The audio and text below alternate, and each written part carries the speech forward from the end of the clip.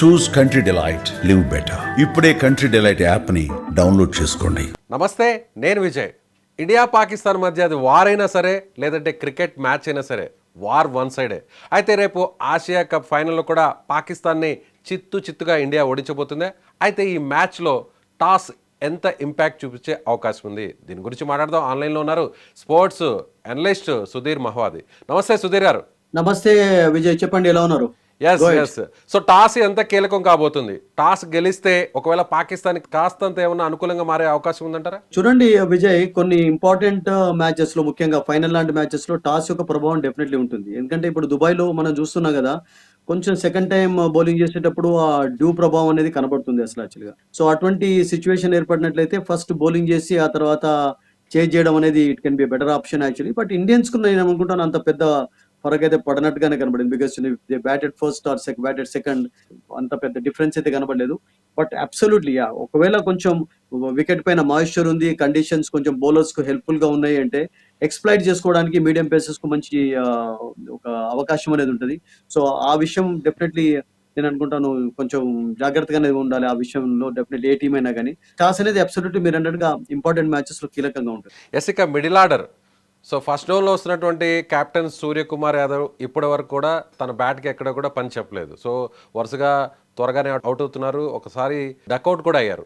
అయితే ఇప్పుడు సూర్యకుమార్ యాదవ్ ఫామ్లో లేడు కాబట్టి సో దానికి సంబంధించినటువంటి ఆ భారం అంతా కూడా ఎవరి మీద పడే అవకాశం ఉంది? మ్యాచ్ నుంచి చూసుకున్నట్లయితే విజయ్, ఫస్ట్ మ్యాచ్ లో అంత పెద్ద స్కోర్ చేంజ్ చేయలేదు. ఇండియా 57 ఆల్అౌట్ చేసి 60 రన్స్ స్కోర్ చేశారు, 1 వికెట్ కోల్పోయి. అంత ఆడిన మ్యాచ్ లో కూడా 130 పెద్ద టోటల్ ఏం కాదు. అండ్ అప్పుడు అభిషేక్ శర్మ చక్కగా ఆడడం, ఓపెనర్స్ చక్కగా మనం ఒక టాపిక్ గా అనుకున్నాం. ఓపెనర్స్ ఎప్పుడైతే మీకు మంచి స్టార్ట్ ఇస్తారో మీకు మిడిల్ ఆర్డర్ పైన ప్రెషర్ అనేది ఉండదు. బట్ ప్రెషర్ ఉన్నప్పుడు మీరు అన్నట్టుగా రాణించినటువంటి ఎగ్జాంపుల్స్ చాలా ఉన్నాయి.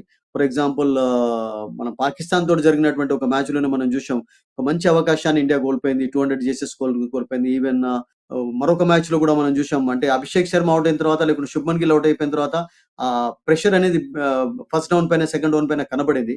సో ఇప్పటి వరకు నేనేమనుకుంటానంటే have they really been tested actually. ఎందుకంటే మీకు ఓపెనర్స్ 10 ఓవర్స్ వరకు ఆడుతున్నారు, 14 ఓవర్స్ వరకు ఆడుతున్నారు, మిగతా ఛాన్సెస్ రావటం లేదనేది కూడా ఒకటి క్లియర్ గా మీకు విండో కనబడింది. బట్ మీరు అన్నట్టుగా విజయ్, అవకాశం వచ్చినప్పుడు Suryakumar Yadav of course is a big match player. General గా బిగ్ మ్యాచెస్ లో చాలా చక్కగా ఆడుతుంటాడు. కెప్టెన్సీ నాకైతే చూడలేదు, but you never know actually. Tomorrow if others fail he might click actually, because is a fantastic cricketer actually. Is a very good player and pressure situations లో చాలా అద్భుతంగా ఆడుతుంటాడు. But he has led the team well actually. Important thing ఏంటంటే మంచి captaincy చేస్తున్నాడు, team win అవుతూ వచ్చింది, ఇప్పటి వరకు అయితే ఓడిపోలేదు అసలు యాక్చువల్ గా.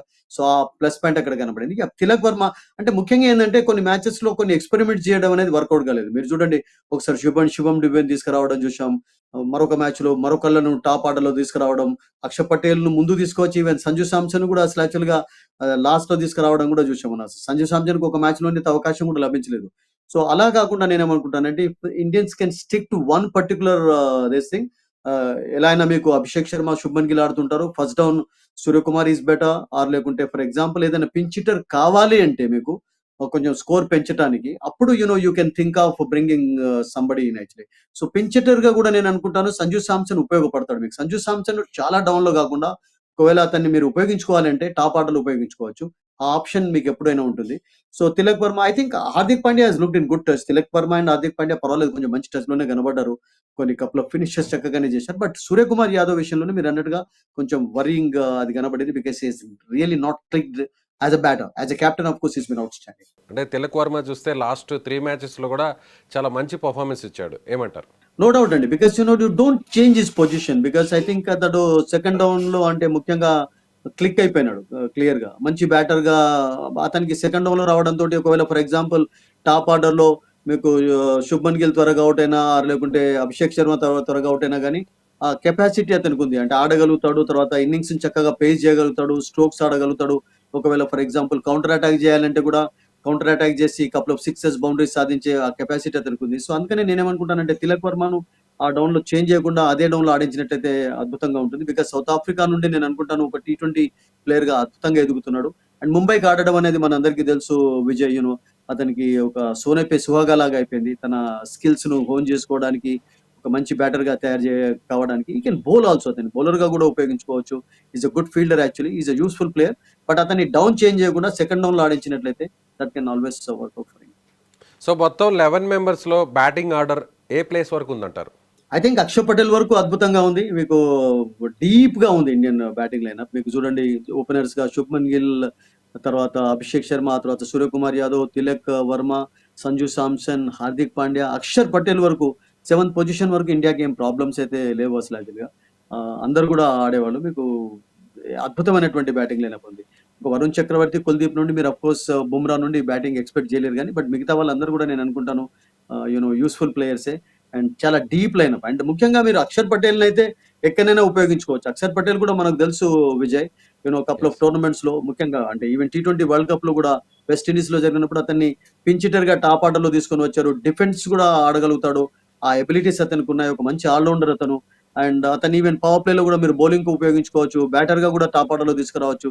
So is a useful cricketer. So అటువంటి ఆప్షన్స్ ఇండియాకున్నాయి. అంటే మీకు ఫ్లెక్సిబిలిటీ అనేది ఎక్కువగా ఉంది. No doubt about it. So సీనియర్స్‌లోని ఆ వెలితి గాని, లోటు గాని ఏమైనా కనిపిస్తుంది అనుకోవచ్చా? విరాట్ కోహ్లీ, రోహిత్ శర్మ, అజయ్ ఐ జడేజా ఐ వీళ్ళందరూ కూడా. I I don't think so Vijay. ఎందుకంటే మనకి ఇంగ్లాండ్ సిరీస్‌లో కూడా అంత పెద్ద వాళ్ళు లేని ప్రభావం కనబడలేదు. ఈవెన్ బుమ్రా లేనప్పుడు టెస్ట్ మ్యాచ్ గెలిచాను. సెకండ్ టెస్ట్ మ్యాచ్ గెలిచినప్పుడు Bumrah was not in the team actually. So అతను లేకుండా కూడా టెస్ట్ మ్యాచ్ గెలిచారు. అండ్ విరాట్ కోహ్లీ, రోహిత్ శర్మ లేకున్నా గానీ అంటే మేనేజ్ చేయగలుగుతున్నారంటే ఇండియన్ స్ట్రెంత్ అలా ఉంది. బెంచ్ స్ట్రెంత్ అద్భుతంగా ఉంది మీకు. యెస్. అంటే ఈ టీమ్ కాకుండా కూడా ఫర్ ఎగ్జాంపుల్ మరొక టీమ్ కూడా సి టీమ్ కూడా ఆడి విన్నింగ్ స్ట్రీక్‌ను కంటిన్యూ చేసేటటువంటి కెపాసిటీ ఉన్నటువంటి ప్లేయర్స్ ఇండియా వద్ద ఉన్నారు. సో అందుకని మీకు ఒక జనరేషన్ తర్వాత ఒక జనరేషన్‌లో అంత పెద్ద డిఫరెన్స్ అనేది కనబడట్లేదు. సచిన్ తర్వాత మీకు విరాట్ కోహ్లీని చూసాం. తర్వాత రోహిత్‌ని మనం చూస్తున్నాం ఇప్పుడు. తర్వాత ఇప్పుడు శుభ్మన్ గిల్ ఆడుతున్నాడు. యాస్ ఎ కెప్టెన్‌గా కూడా పేరు తెచ్చుకుంటున్నాడు మెల్లమెల్లగా.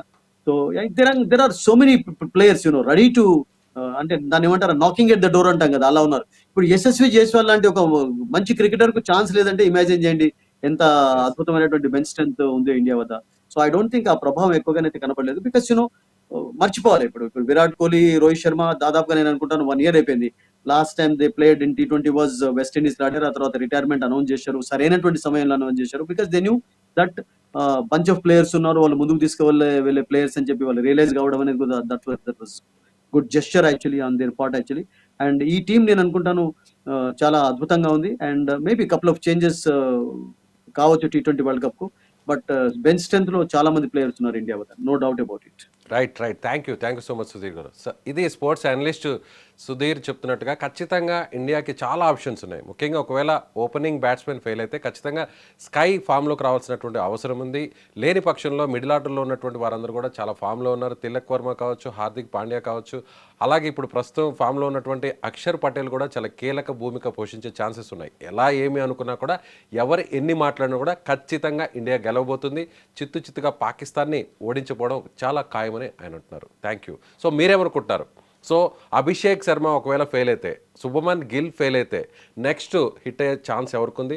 స్కై ఈ మ్యాచ్లో ఖచ్చితంగా ఫామ్లోకి రాబోయే ఛాన్సెస్ ఉన్నాయనుకుంటున్నారా? మీ అభిప్రాయాన్ని కామెంట్ చేయండి.